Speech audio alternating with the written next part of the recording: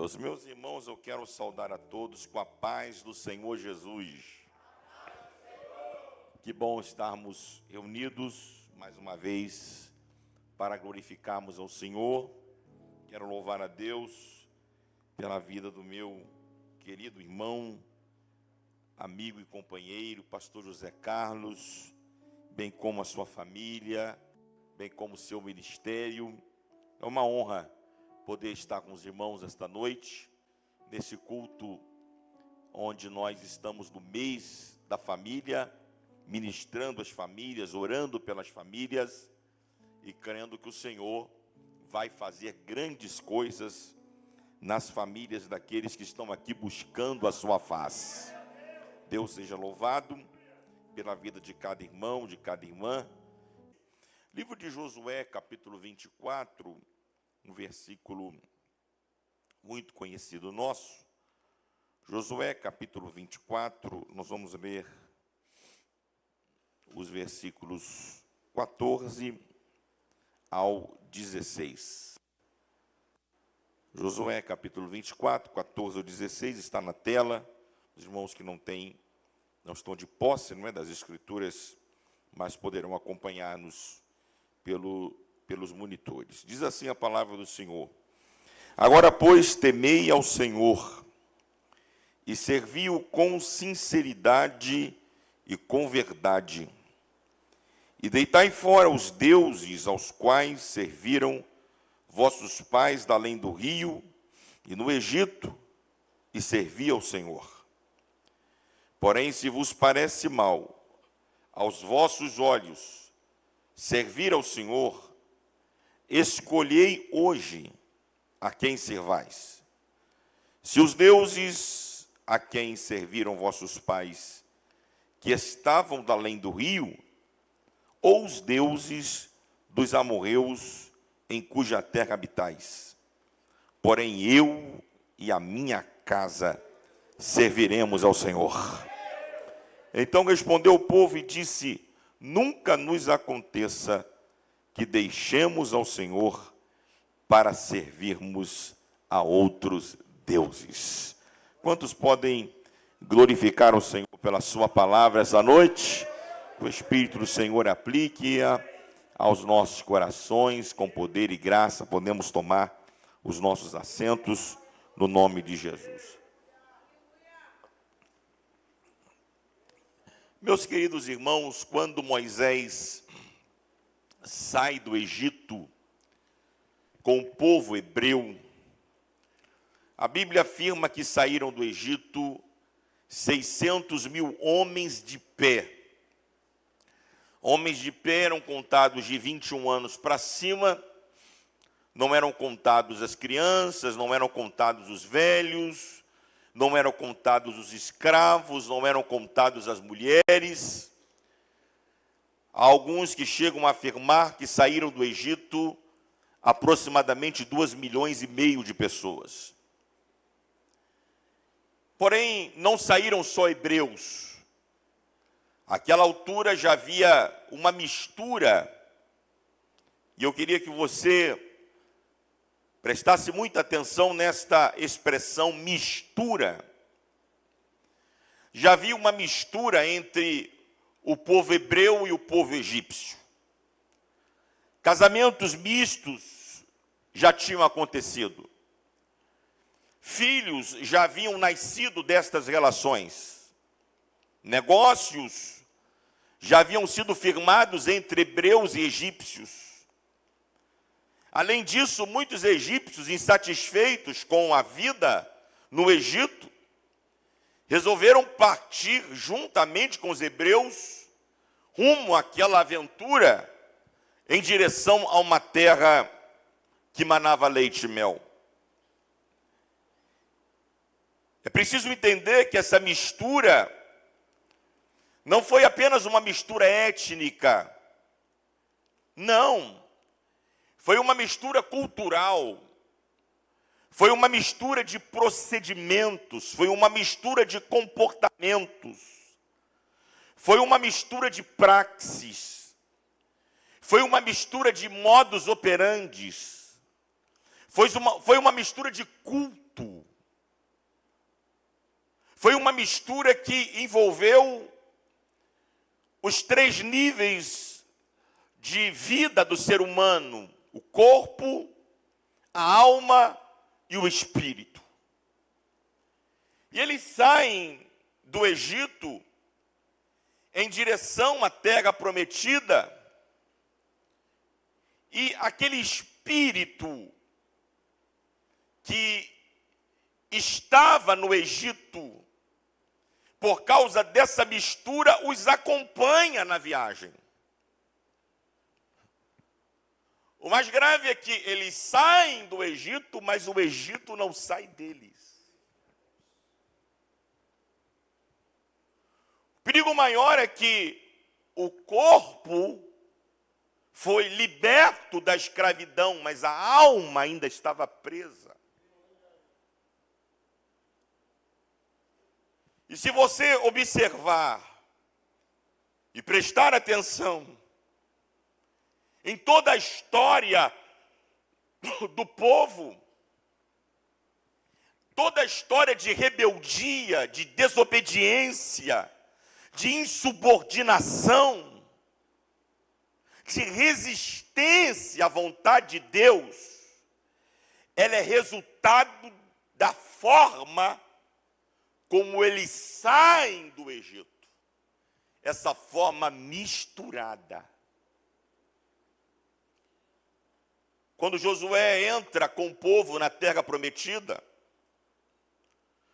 toda aquela geração tinha sido sepultada no deserto.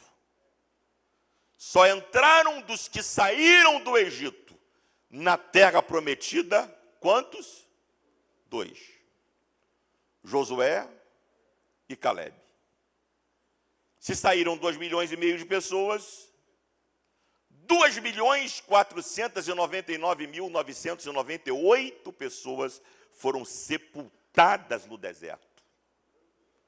E se você perguntar, pastor, por que esta multidão foi sepultada no deserto? Eu só tenho uma resposta curta para te dar e dizer que esta multidão foi sepultada no deserto por causa da mistura.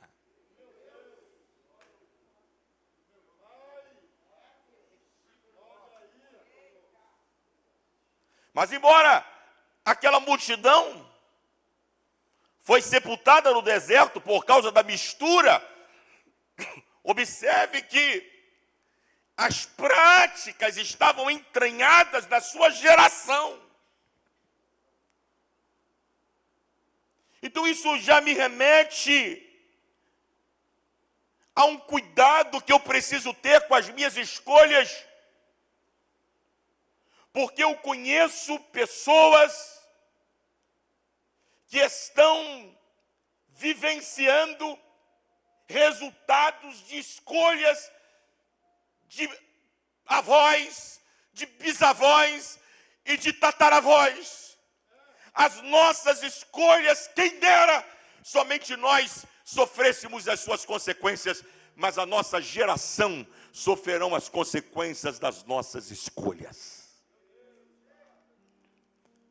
Por isso, quando Josué entra na terra prometida com o povo, e ele percebe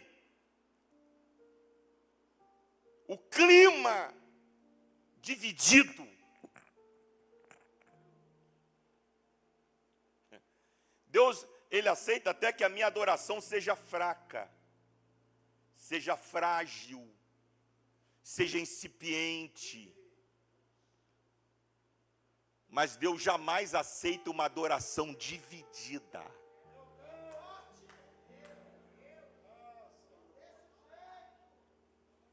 Quando Deus percebe que o povo, quando Josué percebe que o povo estava dividido, cocheando entre 2 pensamentos, Josué se levanta e exige do povo um posicionamento. Eu vou repetir para ficar gravado na tua mente e no teu coração.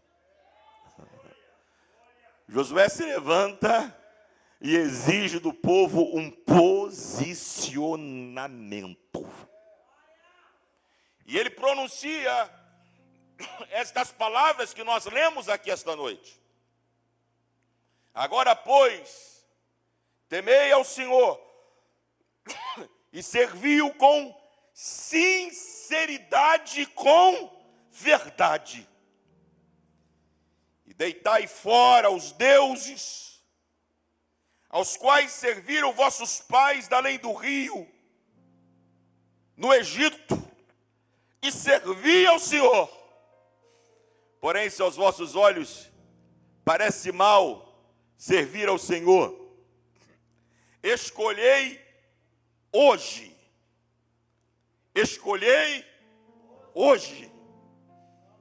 Hoje é dia de escolha. Escolhei hoje a quem servais. Se aos deuses a quem serviram os vossos pais que estavam da além do rio, ou os deuses dos amorreus em cuja terra habitais. Porém, eu e a minha casa serviremos ao Senhor.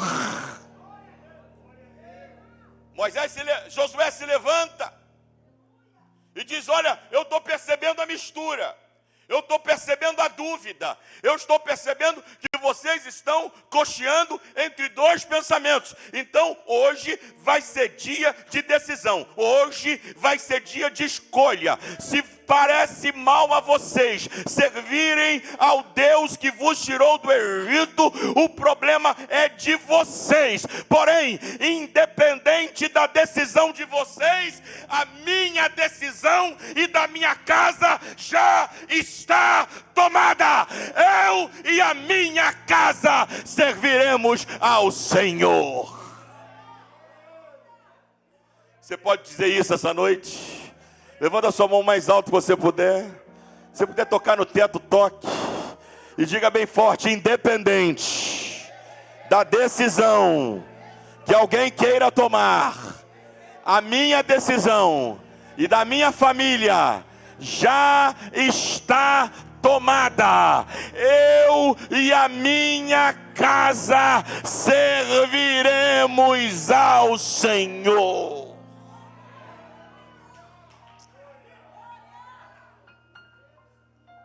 Precisamos tomar decisões. Precisamos fazer escolha. Porque o mundo está olhando para nós. O mundo está olhando para a nossa família e quer ver uma diferença. O mundo quer olhar para a nossa vida e quer encontrar um modelo, um referencial a ser seguido. E isso exige de nós que tomemos hoje decisões. Quais as decisões que o povo precisava tomar e que nós precisaríamos tomar? Primeira decisão que aquele povo precisava tomar e nós precisamos tomar neste tempo é entre o materialismo e a fé. Eu vou repetir. A primeira decisão que aquele povo precisava tomar, e nós precisamos tomar no nosso tempo, é entre o materialismo e a fé. O povo egípcio era um povo dos mais adiantados daqueles dias. Era um povo com uma economia forte, poderoso exército. Um povo materialmente pujante.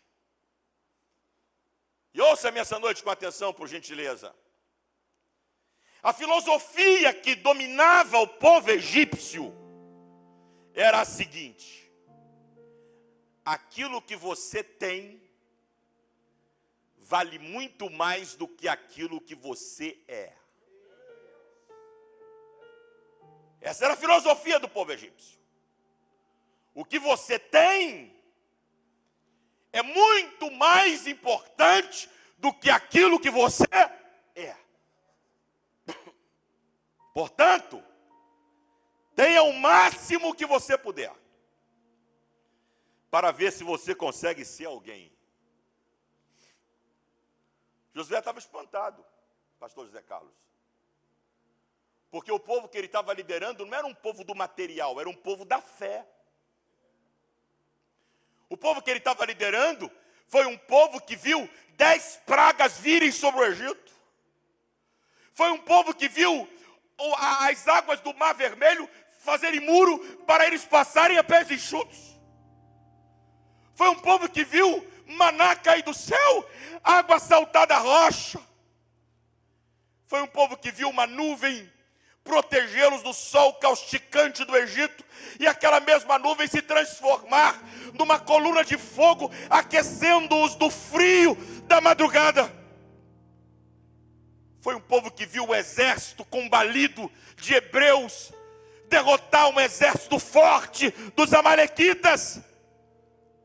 Foi um povo que viu Moisés com uma vara tocar nas águas de Mara amargas e elas se transformarem em águas doces. Foi um povo que andou 40 anos pelo deserto e suas sandálias não se acabaram, nem seus vestidos puíram. Foi um povo que experimentou milagres tremendos da parte de Deus. Mas, atenção, mas por causa da mistura.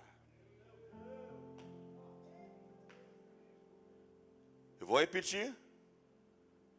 Por causa da mistura. Eles trocaram uma vida de fé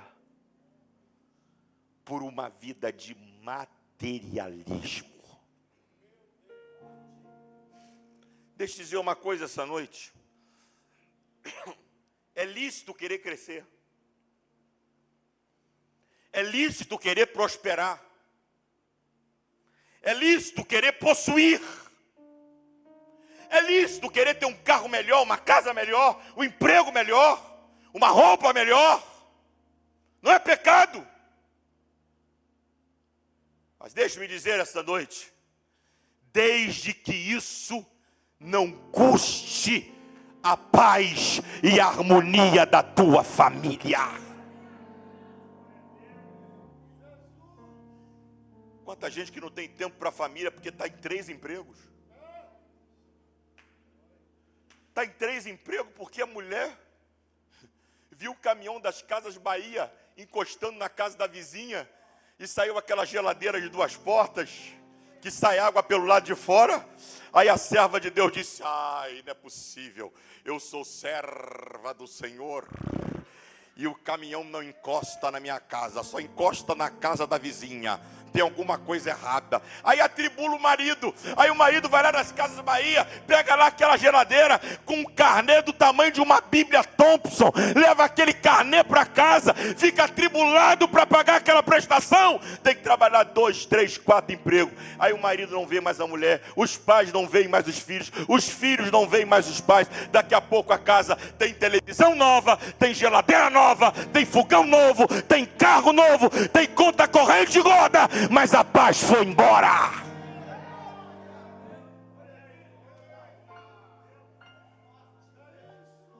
Não troque a harmonia, a paz, a alegria, a comunicação da tua família por coisas efêmeras que ficarão aqui. Ao invés do materialismo, escolha a fé. Eu quero ler um texto com você. Primeira Epístola de Timóteo, capítulo 6. Põe na tela aí para nós lermos juntos, por gentileza. Primeira Epístola de Paulo a Timóteo, capítulo 6. Versículos 6 até o 10. Olha o que Paulo diz a Timóteo. Mas é grande ganho a piedade com contentamento, porque nada trouxemos para este mundo, e manifesto é que nada poderemos levar dele. Olha que sério o versículo 8. tendo, porém, sustento, e com que nos cobrirmos, estejamos com isto contentes. Mas os que querem ser ricos, caem em tentação e em laço, e em muitas concupiscências loucas e nocivas, que submergem os homens na perdição. Porque o amor do dinheiro não é o dinheiro. O problema não está no dinheiro. O problema está na nossa relação com o dinheiro. Olha o que Paulo está dizendo. Mas o amor ao dinheiro é a raiz de toda a espécie de males. Enquanto eu leio esse texto, veio um monte de figura na minha mente. Veio um monte de gente na minha mente que começou bem. Um monte de famílias que eram felizes. Começaram bem. Não faltavam a culto de igreja, não faltavam a ensaio da CIB, não faltavam a trabalho de homem, não faltava a escola dominical. Eram dizimistas fiéis. Mas aí o dinheiro começou a entrar, aí o paletó fecha, o nariz empina. Quando estava na prova, era o crente que mais gritava no culto. O pastor tinha que tocar a campainha. Glória! Agora ele está com dinheiro, ele é mais light. Glória.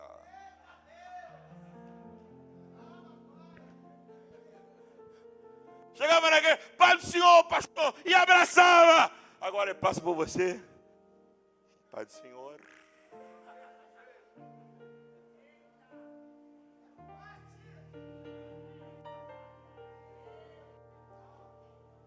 E aí se cumpre o que o apóstolo Paulo está dizendo aqui. Porque o amor do dinheiro é a raiz de toda a espécie de males.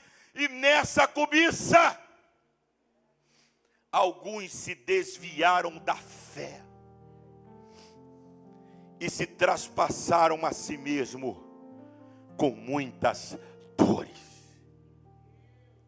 Quantas famílias divididas, quantas famílias destruídas, quantas famílias com a vida espiritual arruinada. Repito aqui, e me entendam por gentileza, não por causa do dinheiro, mas por causa da relação com o dinheiro, por causa da falta de controle com o dinheiro. Mas nesta noite, o Senhor está levantando uma geração aqui na Delve, que entre o materialismo e a fé, vai escolher andar com Deus.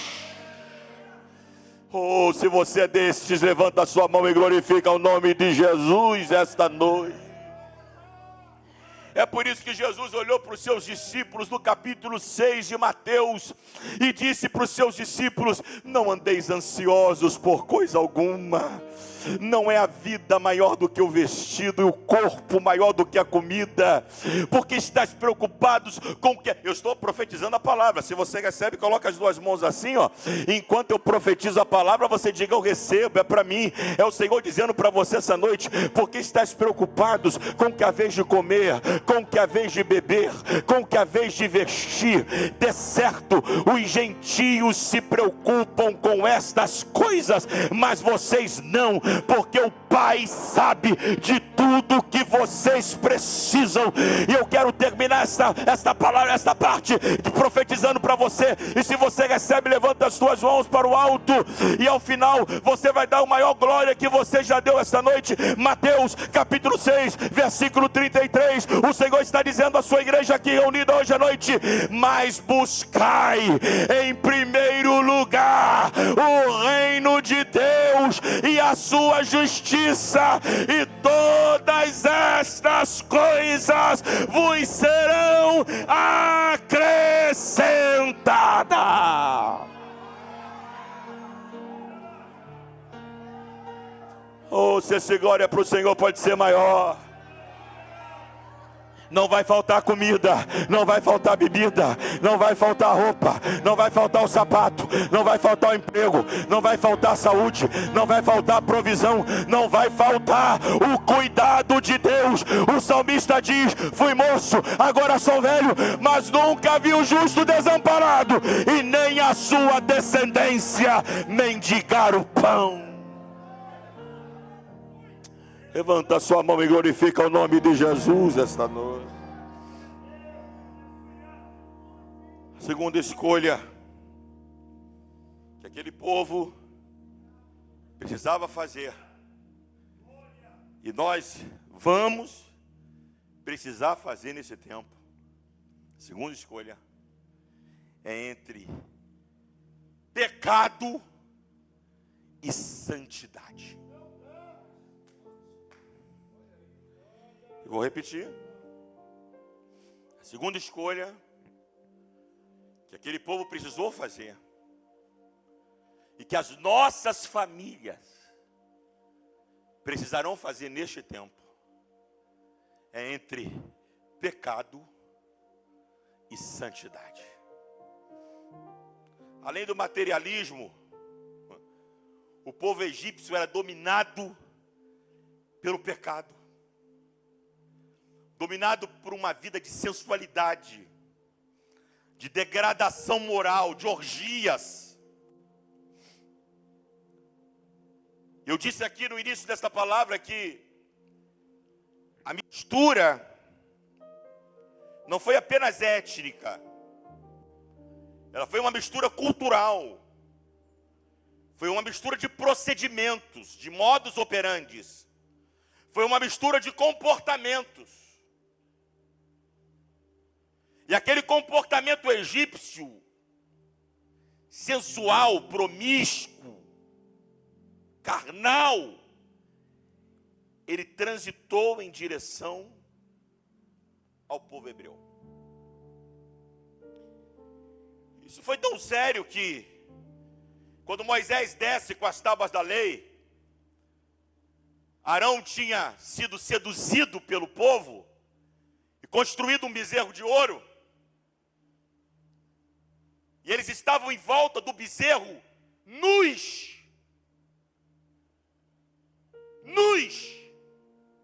adorando aquele bezerro. Não era só um culto, era uma festa sensual, carnal, em volta de um bezerro de ouro.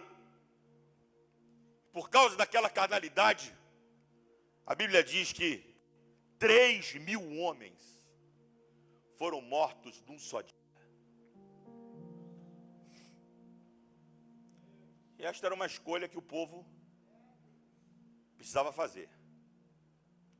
Nós, e eu vou repetir aqui, eu presto a sua atenção, mais do que você já está, e nós vamos precisar fazer seriamente nesse tempo. Entre pecado e santidade. Ouça-me por gentileza. Se existem duas coisas que não podem andar juntas, é pecado e santidade. Aonde tem pecado, não há santidade. Aonde tem santidade, não há pecado. Como famílias, e eu não falo, e eu digo isso com tristeza, eu não digo isso porque ouvi falar, eu digo isso porque trato de famílias há 30 anos. Há 30 anos pastoreando a mesma igreja. Como famílias têm sido destruídas por causa do pecado.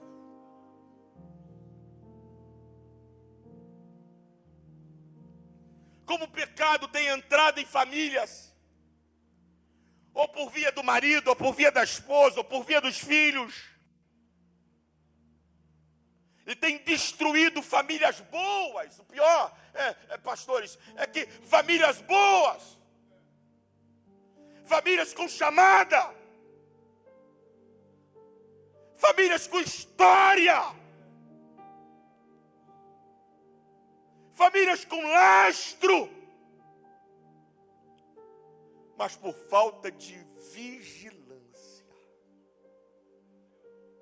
foram atravessadas pelo pecado, e o pecado tem as destruído. Eu me lembro de Davi, por causa de um segundo, ele teria que estar na guerra, mas ele disse: não, no patamar que eu cheguei, não tenho mais que pegar em espada. No patamar,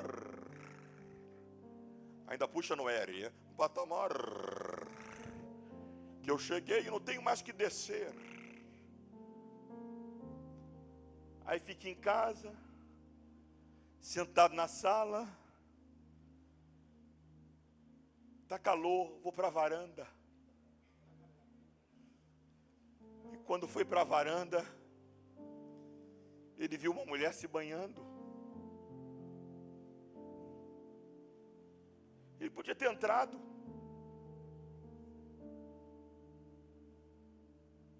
Ele podia ter entrado. Ele podia ter entrado e evitado na sua história essa cicatriz. E mais do que uma cicatriz, as consequências que geraram aquela cicatriz.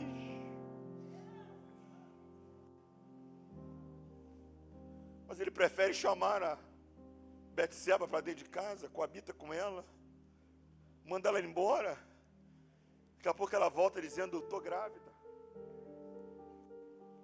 Aí se cumpre na vida dela, na vida dele, o que a Bíblia diz, e se cumpre na vida de todos aqueles que arriscam. Um abismo chama o outro abismo ao furor das suas catatupas. Quando Betseba diz: eu estou grávida, ele tem uma brilhante ideia: vou mandar o marido dela vir da guerra, vou mandar ele para casa, eles vão coabitar, e eu vou enganá-lo, e ele vai pensar que o filho é dele. Mas o marido vem, Urias, ele manda um rapaz para casa. O rapaz disse: por amor a ti e aos meus amigos, eu não vou para casa. Ele teve mais uma oportunidade de cair em si e confessar, mas ele pega um papel e escreve no papel: Joabe, ponha Urias na frente da batalha, e entrega o papel para o próprio Urias, para entregar sua sentença de morte para o general. Eu resumo aqui, dizendo para você que as consequências não saíram da casa de Davi. O filho morre, o filho do adultério morre. Amnon, um outro filho de Davi, violenta a irmã, violenta a própria irmã Tamar. Absalão, um outro filho de Davi, mata o irmão Amnon. Absalão se rebela contra o pai. Salomão começa bem e termina mal, se desvia, e o reino é dividido. Nunca mais a espada saiu da casa de Davi.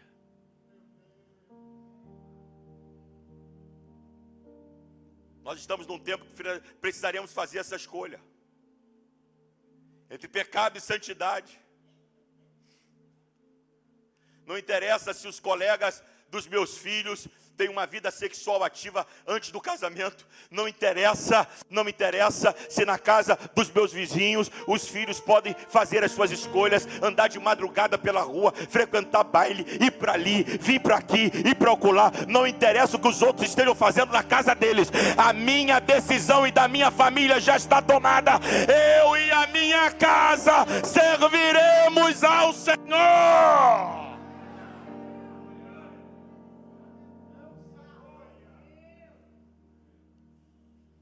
Não permitas, minha irmã, não permitas, meu irmão, que o pecado aos poucos se assenhoreie da tua casa, se assenhoreie da tua família.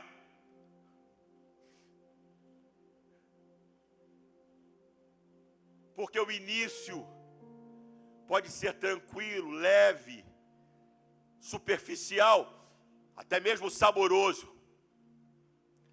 Mas no final, a destruição chegará. Talvez você esteja me ouvindo essa noite, esteja dizendo: bispo, eu precisava ouvir essa palavra algum tempo antes. Eu precisava ouvir essa palavra uns meses antes. Eu precisava ouvir essa palavra uns anos antes. Mas eu tenho uma palavra de Deus para você essa noite. Primeira epístola de João, capítulo 1. João diz: se andarmos na luz, como Ele na luz está, teremos comunhão uns com os outros, e o sangue de Jesus Cristo, seu Filho, nos purifica de todo o pecado. Se dissermos que não temos pecado, somos mentirosos, e a verdade do Pai não está em nós. Mas recebe essa palavra essa noite com as duas mãos levantadas, e ao final deu maior glória que você já deu essa noite. Mas se confessarmos a Ele os nossos pecados, Ele é fiel e justo para nos perdoar os pecados e nos purificar de toda a iniquidade. Há perdão de Deus para você essa noite. Há perdão de Deus para a tua família essa noite. O sangue de Jesus está aspergido sobre a tua casa nesta noite. Por isso que Davi, quando é repreendido por Natã, ele entra no seu quarto e compõe o Salmo 51. Compadece de mim, Senhor, segundo as tuas misericórdias. Lava-me com hisopo e ficarei limpo. Purifica-me e ficarei mais alvo do que a neve. Contra ti somente pequei, e fiz aos que aos teus olhos parecem mal. Ó Deus, cria em mim, ó Deus, um coração puro. Renova dentro de mim um espírito inabalável. Agora eu quero te fazer um pedido, Senhor. Pode tirar o meu reino, pode tirar minha coroa, pode tirar minha fama, pode tirar o meu poder, mas de uma coisa eu não abro mão: não me lances fora da tua presença e nem retires de mim o teu Espírito Santo. Torna a dar-me a alegria da tua salvação e sustenta-me com espírito voluntário.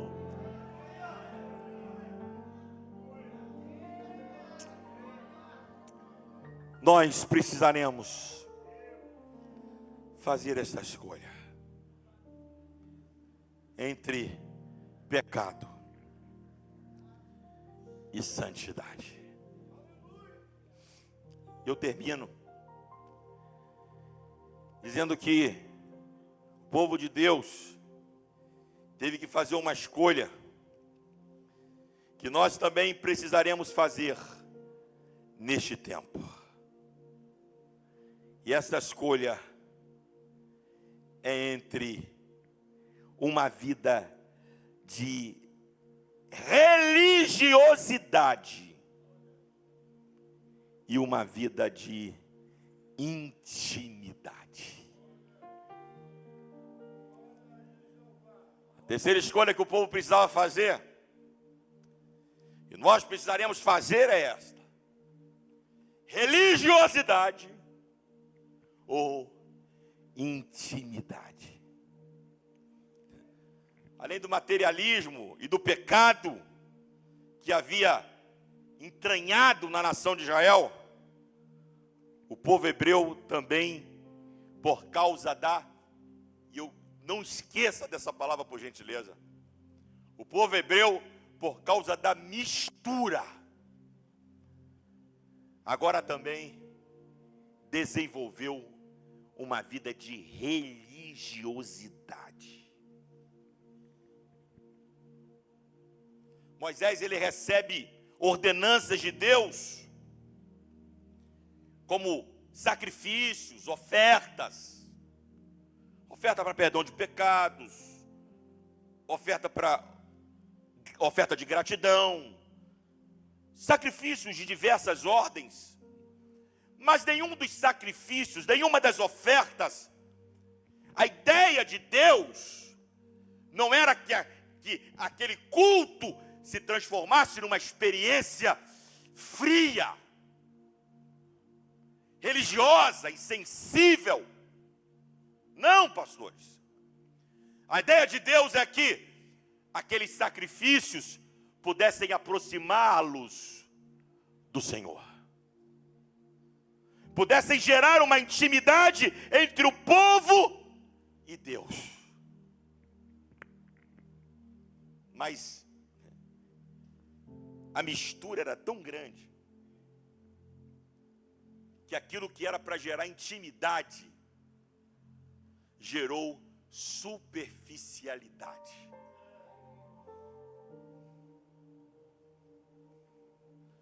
Não, eu vim hoje e vou sacrificar.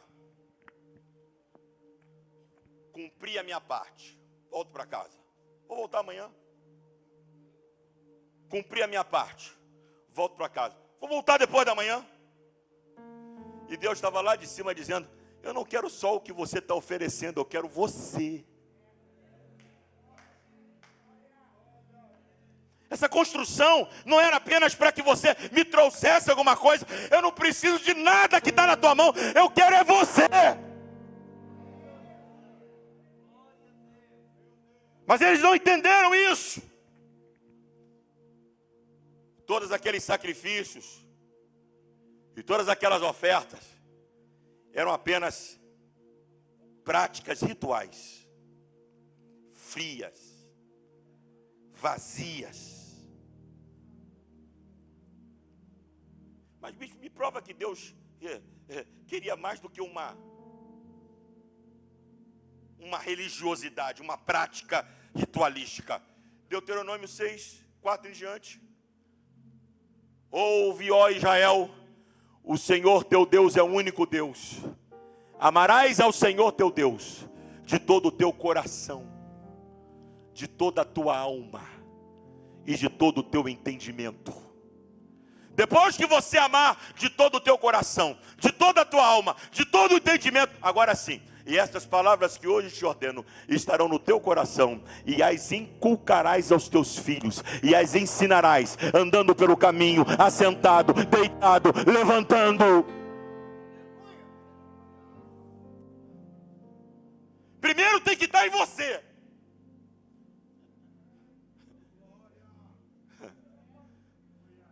Fala para o teu vizinho aí. Primeiro tem que estar em você. Salomão fala em Provérbios 22, 6. Todo domingo que eu vou apresentar a criança, eu cito esse versículo na igreja. Salomão diz assim: ensina o teu filho. Essa igreja ensinada é outra coisa. Ensina o teu filho no caminho em que deve andar. Não é ensina o teu filho o caminho. Não é apontar o caminho. É estar no caminho para que o teu filho siga o que você está fazendo.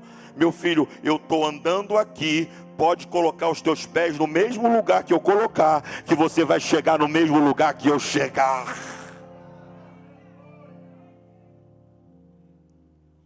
O que Deus queria é que aquela religião, não há problema na religião. Tem crente que diz assim, eu não tenho religião. Eu tenho uma religião.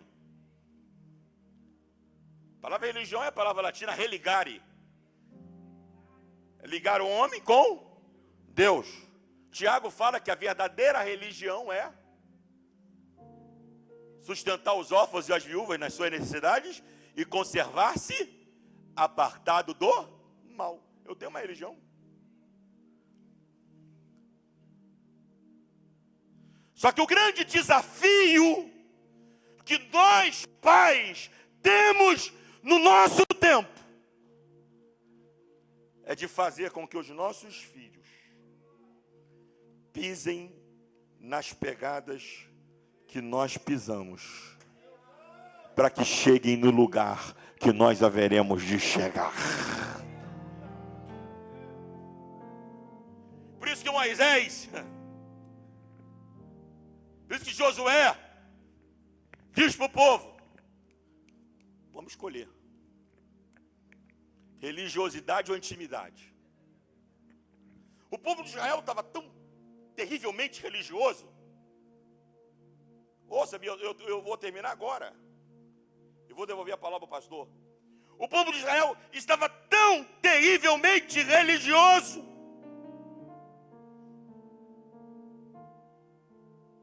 que quando Moisés recebe as tábuas da lei, o monte fumegou, a nuvem desceu,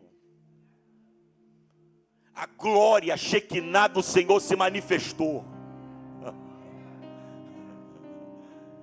E o povo, ao invés de ser atraído por aquela glória, ficou com medo.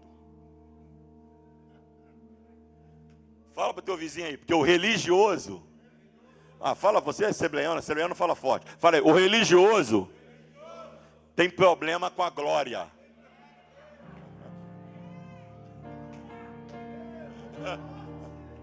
Quando a glória se manifesta, o religioso se afasta, mas quem tem intimidade não. Quando a glória se manifesta, o religioso abraça.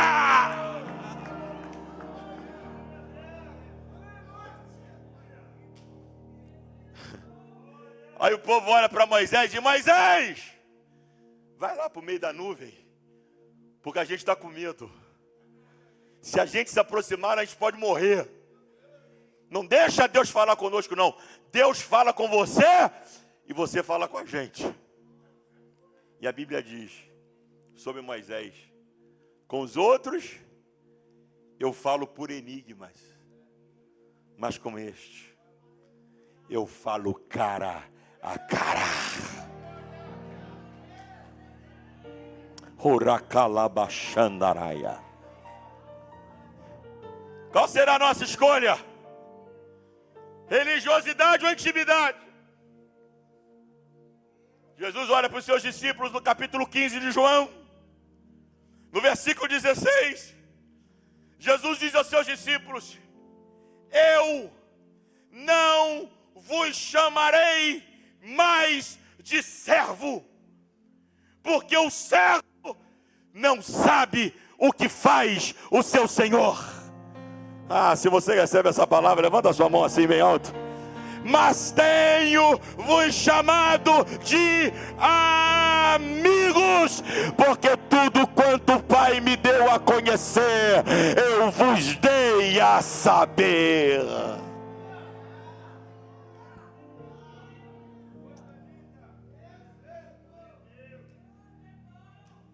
Vou terminar agora fazendo para você 3 perguntas. E se você já tomou a sua decisão, você vai responder bem forte essa noite. E no final você vai dar um forte aplauso ao Senhor. Está preparado? Está preparado? Então levanta a mão direita comigo assim, ó. materialismo ou fé?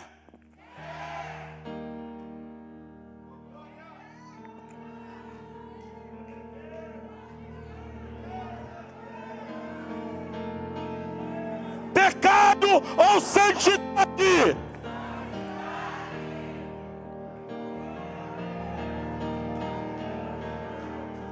Religiosidade ou intimidade? Deus nos abençoe.